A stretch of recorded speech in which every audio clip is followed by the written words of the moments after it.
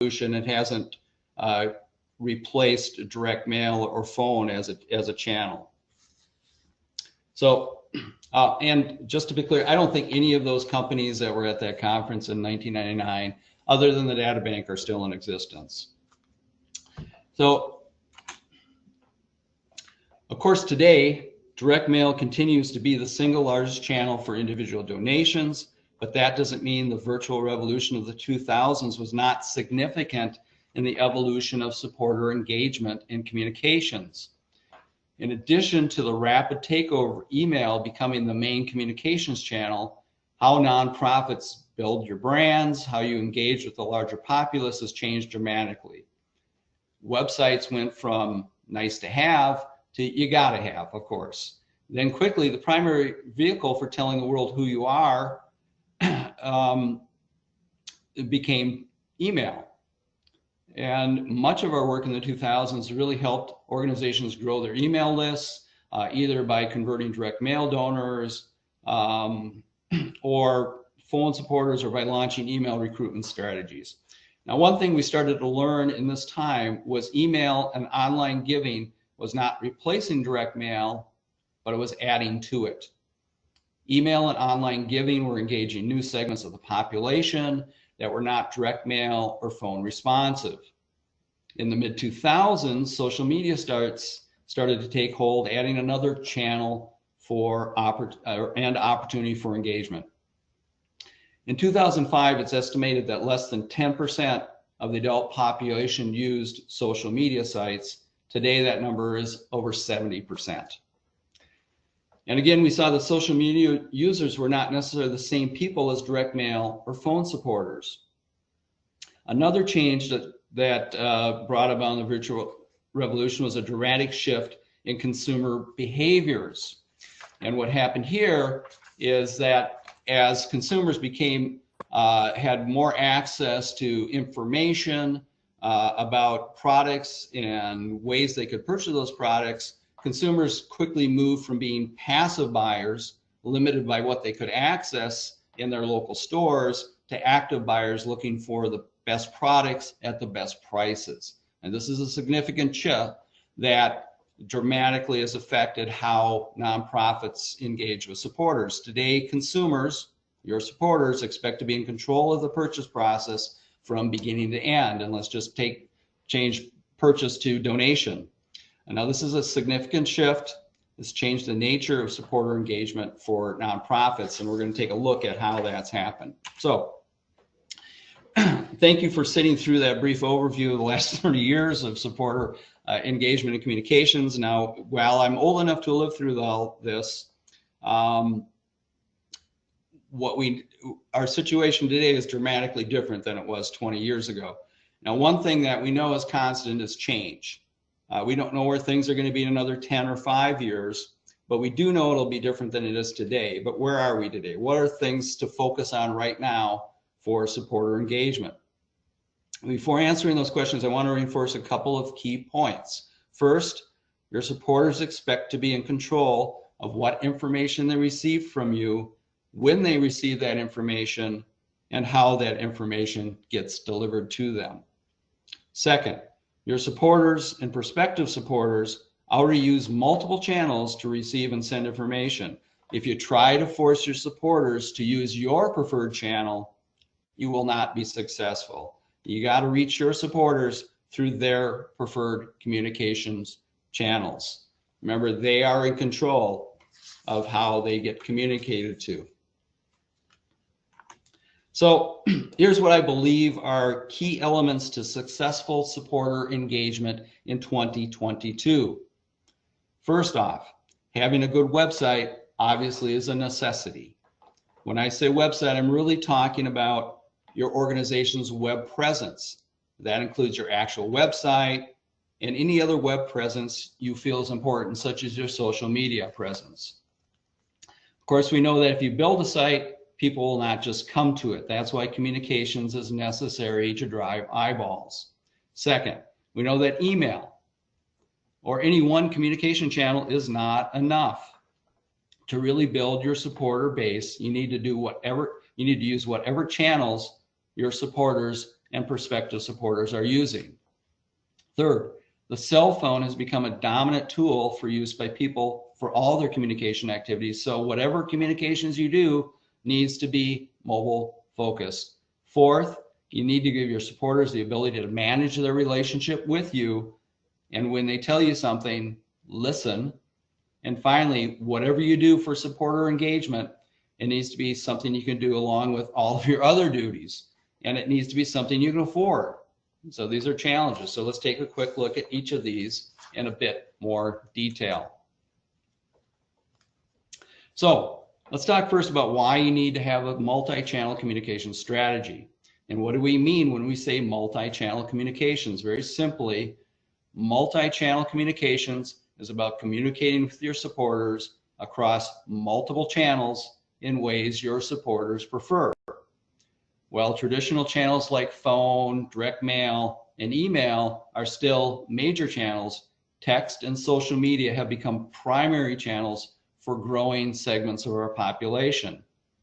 Technology has also made it so people expect to be in control of what communications they receive and how they receive it.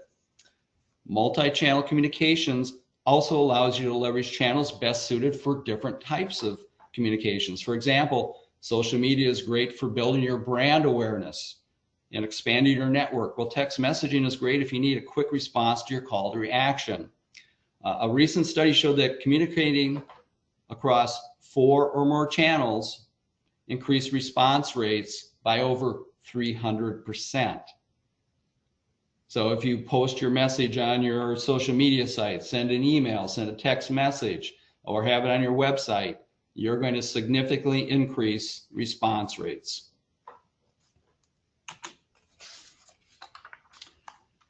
Now, as I mentioned several times already, communication is the key to building long-term engagement with your supporters. And here we see a path of supporter engagement that moves from the left to the right side of the screen. And what we're seeing is that at the beginning level, the informed level, it's pretty much pushing messaging out to potential supporters or to your supporters. When you move to the next step, you're starting to have a more interactive two-way communications with your supporters. And as we get down to the last 2 stages, collaborate and empower, now all of a sudden, not only can you communicate interactively with your supporters, but they have actually formed a community and they can communicate amongst themselves as well. So when we get down to the empower side, now we're at the highest level of engagement. And this really requires multiple channels of communications, not just between you and your supporters, but amongst your supporters as well, which is where social media and online community can become so important. Now, as I mentioned, email continues to be the dominant communication channel today. However, what we've seen in the last 10 years is that open rates for email have slowly declined. Email click-through rates has also declined, which means your supporters may be getting your emails, but they might not be opening them as much, and they certainly are not taking as action as frequently as before. There's a number of reasons for this.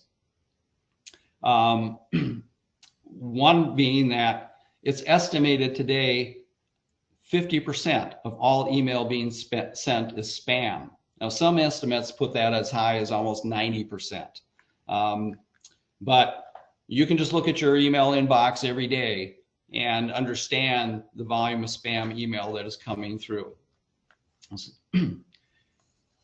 Now, while email's effectiveness is declining, what we've seen is text messaging has been on the rise. A large reason for this, for the increasing use of text messaging, is because it works.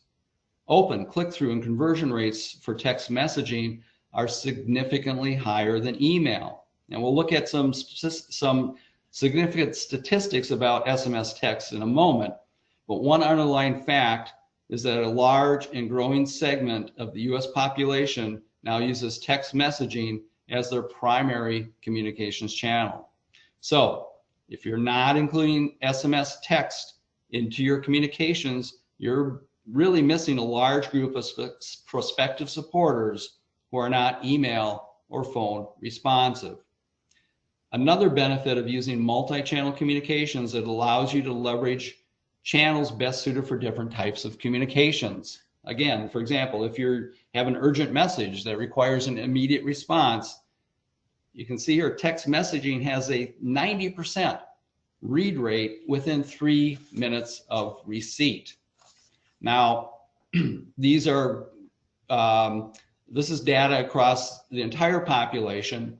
If you're targeting your communications to certain demographics, those open and response rates even increase. Here's some sample statistics that demonstrate how significant SMS texting has become in all realms of our daily life. And while the effectiveness of text messaging is significant, it's these last 2 bullet points that drive home to me why it's so important that you start including texting as part of your communication strategy. And the reality is, if you're not currently using SMS messaging, you're cutting off a large and growing part of our population.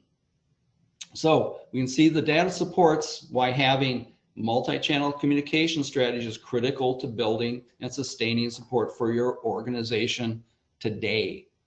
Now, the other reality that has changed is how people are receiving and responding to your communications. Now, if you're like every other organization in the country, the majority of people that are visiting your website today are doing so on their cell phones. And this percentage just continues to increase. The percentage of people using their cell phones to do email is even higher, which means your email also needs to be mobile responsive. In other words, it needs to appear easy to read and effective on mobile phones. And of course, social media is largely cell phone driven, and obviously text messaging and voice calls are all done on cell phones today.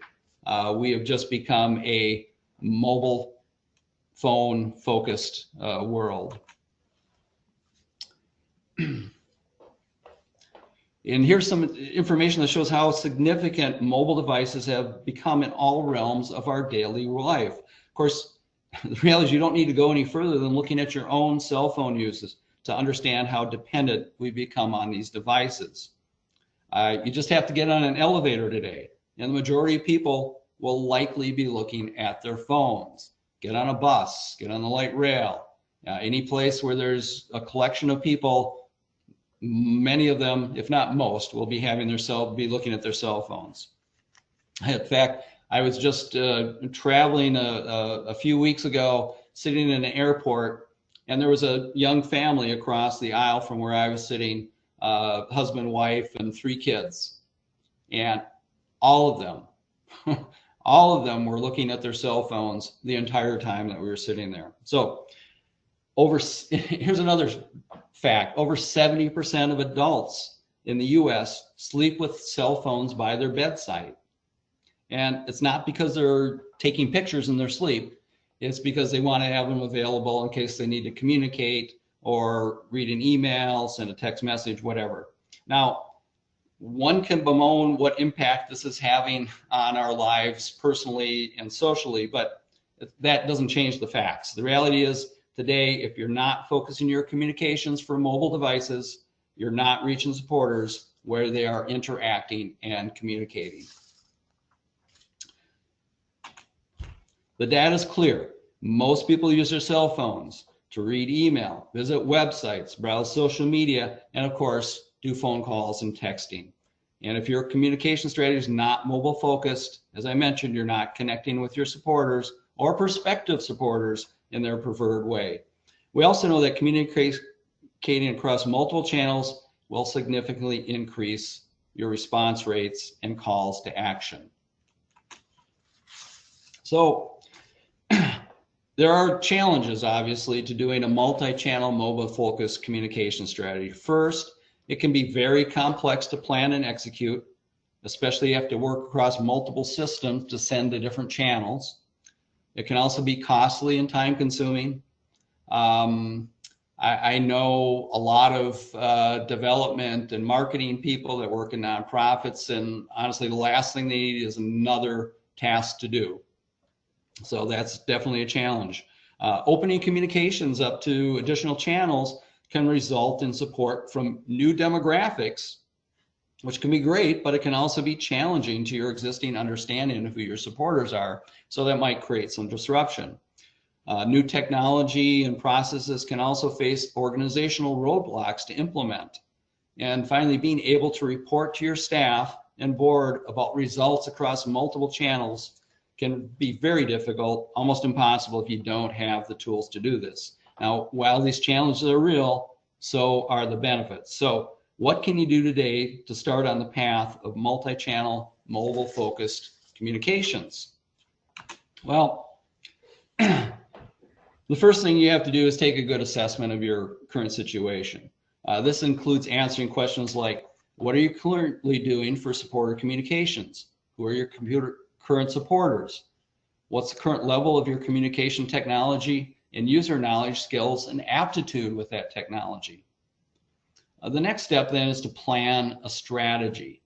In doing this, you're going to answer questions like, who would we like to engage as supporters of our organization? How are those people currently sending and receiving communications? What do we need to do as far as adding new technology and training staff on the use of that technology? And what's our overall organizational capacity for this type of change? The next step then, of course, is to execute the plan. I recommend you do this over a period of time. Don't try to do everything at once. Not only will you not have the capacity to do this, you won't be able to easily understand what's working and what isn't. So start by adding a channel that you feel will be the most impactful in accomplishing your goals. I'm going to recommend right now, if you're not doing text messaging, that would be the channel you should start focusing on today. And I'll talk about that just a little bit more. And finally, make sure you have the tools in place to help you understand how you're doing. Are you on the path to success or not? If not, what should you be doing differently? And then repeat the process. Remember, there's no magic solutions to building support, no magic technology, no magic website, no matter what the ads you're seeing or the pitches you're seeing from those software companies. It's all about understanding, planning, execution, and analysis. So, building an action plan, a communication strategy is going to take you some time. And so are there things you can be doing right now to help your organization build support through multi-channel communications? Of course there are. And here are some simple steps to get you on your way. So first thing to do, start collecting information. If you want to start adding text messaging into your communication channel, start collecting mobile phone numbers and opt-ins for texting. Start doing it today. Even if you don't plan on sending text messages for a period of time, it'll take you a while to collect that information. Some of you might have been in the nonprofit world when we saw that conversion from direct mail and telephones to email, and the processes we went through to start converting and collecting email addresses. This is the same thing. Just ask people for their information. If someone is interested in supporting your organization, they're going to be more than willing to provide you with the ways they would prefer to be communicated with about your organization. Second, make sure all your communications are mobile optimized. What does that mean? It means that your emails that you send out look good on a mobile phone, that your web forms and your websites are all mobile optimized so people can view them on their phone and take action on their phone. Second, familiarize yourself with technology tools that can help. There are just tons of tools out there that can help you implement a multi-channel communication strategy, mobile-focused communication strategy. Simple Google search will pull up many of those. Fourth, spend time reflecting on your own use of communication channels and tools. Sometimes we just keep going about the day and we really don't spend time looking at how we're doing the things. And not just yourself, but your colleagues, your family. Really spend some time observing how people are communicating today. And so that's the final point, build your understanding of how others are communicating. So those are some action steps you can start taking right now. And I'm going to go into a little bit of show and tell here with the data bank, because I know many of you are data bank users, and this will be helpful for those of you that are not data bank users. Not only, I mean, there are lots of tools out there that can help you do this. I'm just showing you this as an example of one way through our SYS platform that this can happen. So I mentioned the first action step is start collecting mobile phone numbers and opt-ins. And here we're looking at the DataBank form tool. You can see that area circled right there, how easy it is to just add mobile phone number and then a text opt-in checkbox to your forms that you might have in the DataBank. And if you are interested in doing text messaging, I encourage you to today go to your forms and add these fields into your forms so you can start collecting that information. This is then an example of what it will look like to the public when they come to that form to add that information in. And I guarantee you, I've been doing this a long time, I guarantee you, if you ask people to enter their preferred way to receive communications, they will do it. And then the second thing is listen to what they're saying. That means if somebody wants something via text messaging and they don't want it via email, make sure you understand that, and that's how you do it. Now, as far as optimizing your communications for mobile, there's, again, a number of tools out there that anyone can find to help them do that. Here within the data bank are some options to help you. One of them is in PowerMail, and what we're looking at here is the analysis section within the PowerMail email tool. And if you have not used this display analysis before, I highly encourage you to take a look at it. It is a wonderful tool. What this is going to do when you create a PowerMail, you go to this analyze section, you click on basic or comprehensive analysis, you're going to get something that looks like this. And this is the wonderful tool. Will take your email and will show you exactly how that email is going to look across a multitude of ways that recipients will be viewing this email. Mobile, desktop, different mobile platforms. Using this tool, you're going to be able to see, is your message that's going out going to be presented well, viewable, and actionable within a cell phone. Now, familiarize yourself with technology tools that are out there to help you do this. Now, again, a number of you are DataBank users. Some of you might know about this, some of you might not. I just want to point out some of the ways that we've included in the DataBank. And again, there are other tools that can help someone do this to optimize to leverage multi-channel communications. Now we're looking at the PowerMail publish page, and some of the ways that you can take one message and send it out to multiple channels is through this publish page. By checking the publish to web, you can create a web page that shows that communication. By clicking the publish to social buttons, you can immediately post that message or links to that web page that the message is published on through your social media channels. So right there, you've got a tool built into your DataBank to take a PowerMail email message, not only send it to the recipients via email, publish it to the website, and also post it to social media. So multiple channels right there within your page. The final one I want to show you here is an integrated service that's called CallHub, which is within the communications link in your DataBank system. Now, if you haven't looked at CallHub before, I highly encourage you to take some time to look at CallHub. If you have questions about this, please contact the DataBank. If you're not a DataBank user or client, you can sign up for CallHub directly and use this just wonderful tool. With Call Hub, you're going to be able to send interactive text messaging. So you can send out text message surveys.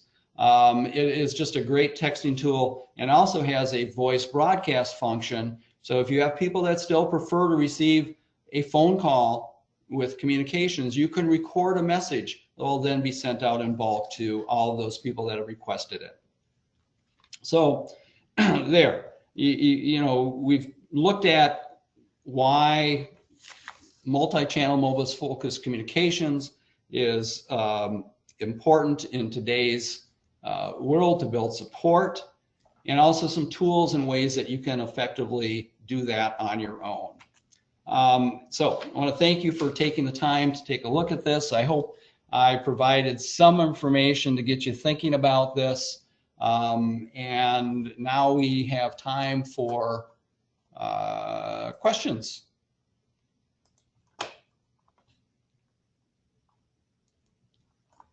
Hi, this is Sean. Can you hear me? Yes. Well, I have a question. So we have used Call Hub before, but we were sort of experimenting. We didn't really know what we were doing, and we didn't, you know, I maybe shouldn't say it out loud, but we didn't do the whole opt-in process appropriately, Sure. or correctly, or probably legally, and we got some angry responses. Yeah.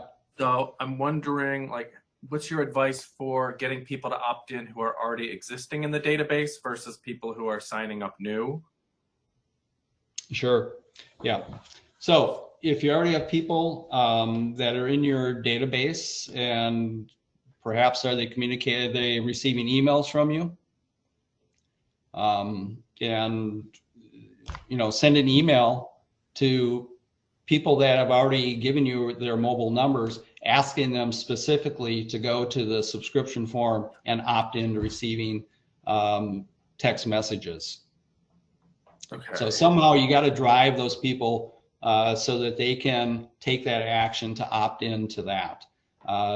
So first of all, make sure you've got an opt-in checkbox on on your subscription forms for that, and then use email as a tool to do that. Also, make sure you have messaging on your website, on the form itself, specifically talking about the need to opt in to receive text messaging. Okay, and then the data bank SMS is just outgoing. Correct. So people couldn't respond. Well, they can respond. It comes to an email address. Okay.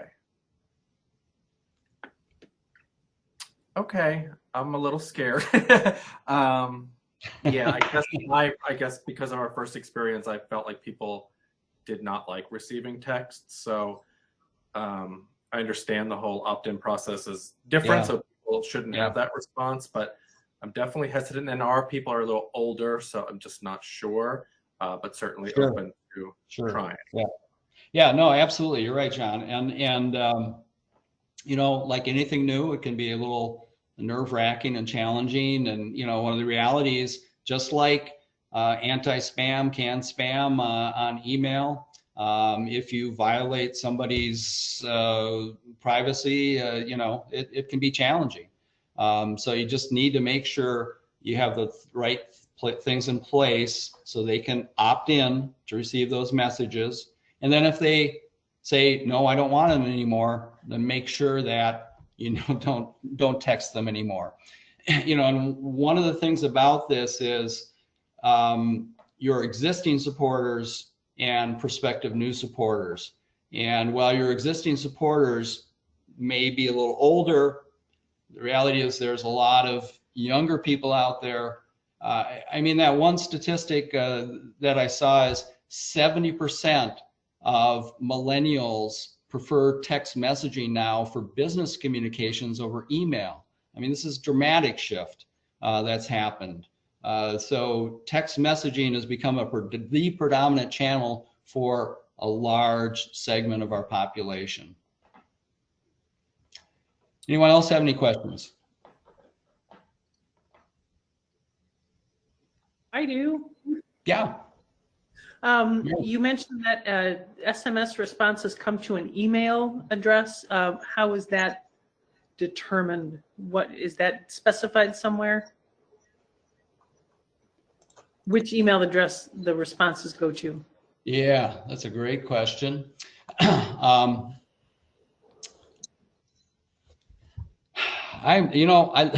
I have to check on that for sure. I think it comes to the email address of the user account that's in using it.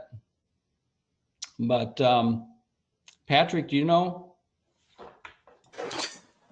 Yeah, I'm fairly sure that that's configurable on our end for where that gets sent to. So we could set that up for, you know, whoever you want that email to go to for a response. Okay. And Mary, But let us check to be 100% on that because yeah, Chris, I'm not sure if maybe that's on our end if it comes to us. So yeah, no, that's a good. Oh yeah, we need to talk to the smart tech folks about that. Sorry, Mary. No problem. All right. but yeah, we can get back to you, Mary. So Okay, thank you. Any other questions? Yeah, this is Vicky. I have a really quick question. Sure. So we started using this very limitedly with we have a volunteers who are younger, right? And so we found this works for them. But in thinking about rolling it out on a larger scale, when you send it out, so you said, you know, don't send people text messages who don't want them. Is there, you know, just like when you send a blast, there's a little thing down there that says if you want to unsubscribe, you know, unsubscribe here. Is there also something that goes out on the tail end of those messages that says, you know, text back stop or something? How do we know they don't want to get text messages anymore? Yeah, no, good question. So, you know, the default unsubscribe way for text messaging is stop. That will effectively block them from receiving additional text messages from you.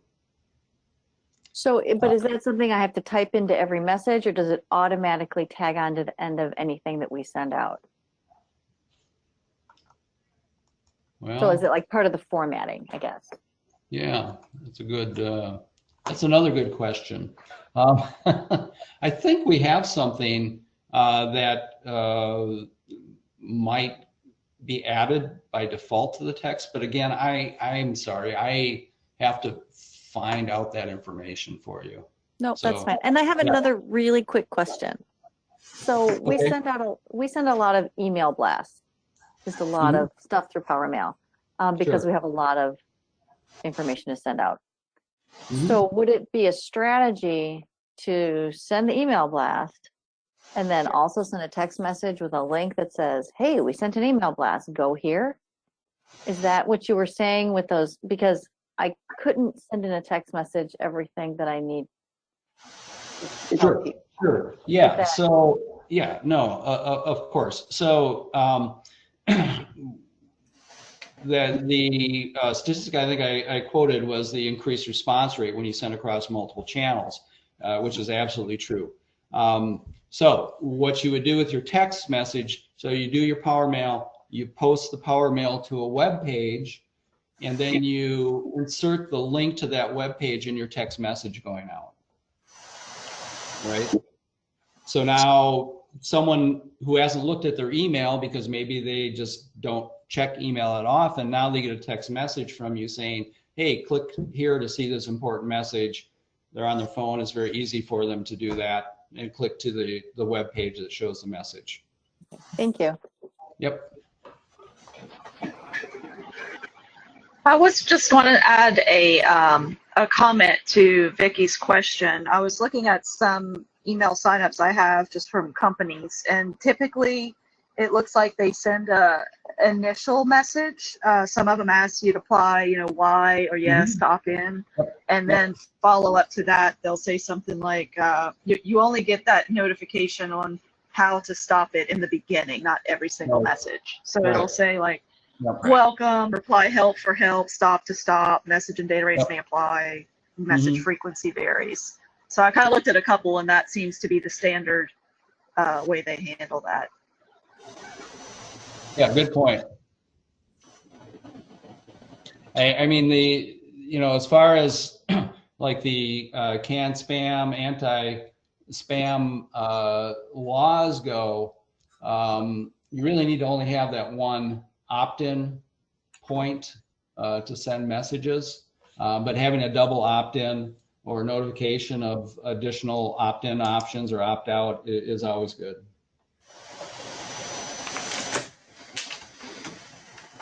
Any other questions, comments? Anyone? Oh, well, I have one more question. I'm just, this is Sean again, and I'm still thinking about the whole, like sending an email to our current existing people and having them fill out, the subscription form with the mandatory opt-in or not for text messages. Yep. And the first thing I start to think about is that if people enter their information slightly differently, we're going to end up with millions, or not millions, but a lot of dupes. Is that an issue? Like, how can we address the risk of having people, write in street instead of ST, or use a different email address, or I don't know. I worry about, I sound like a big worry word, everything I'm saying, but I'm just thinking, I'm predicting a lot of duplicates if they write things differently. Well, I mean, that's just a reality. Obviously when data goes into the data bank or pretty much any CRM that someone might be using, there's multiple ways that, for instance, we check for duplicates, email being the primary one, name, address, phone number is also one. So mobile phone number is one. But the reality, Sean, is there's only so much you can do on the back end to avoid that. So it's, it's a potential problem, but I think the reality is, people, maybe their work email changes, but they have personal email addresses that pretty much stay with them for a long period of time. And cell phone numbers is also a data point that people will now carry with them regardless of where they live, what cell provider. So getting that mobile number is another way that's going to help you eliminate duplicates moving forward. But there will be some duplicate checking that you'll probably have to do. It's inevitable. I'm sorry, I have one more question. Sure. So if someone hits, so say we sent out an email, they unsubscribe all. Does that also unsubscribe them? Because I'm looking right now under contacts and it's all sitting in the same little section. So if they do unsubscribe all, does it also unsubscribe them from the text messages? No. No. Okay. No, it does not. There is a separate, you see in the contact preferences in a personal record, there's now a field for SMS text messages that either okay or do not send. So there's a separate opt-out, opt-in field for text messaging.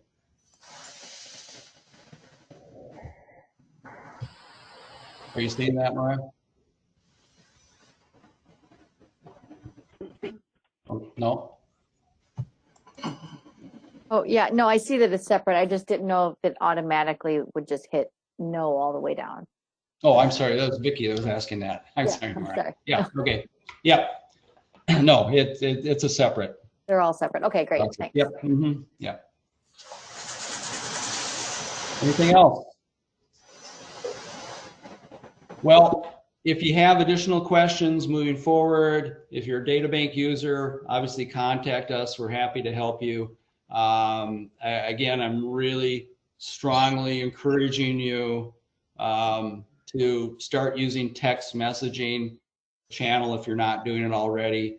I understand all of the potential problems or headaches that might cause for you, but it's really critical for you moving forward if you want to sustain and grow your supporter base to start adding text as a channel, because every day there are more and more people just that are relying on text rather than email. So if you're not a data bank client and you have questions, we'd love to talk to you. here if there's ways that we can help you out. Contact us. Otherwise, everybody have a great day. I hope this was helpful for you. And for those of you that had questions that we didn't quite know the answers to, Patrick and I will find those out. We'll get back to you with that information. So thanks, everyone. Have a great day.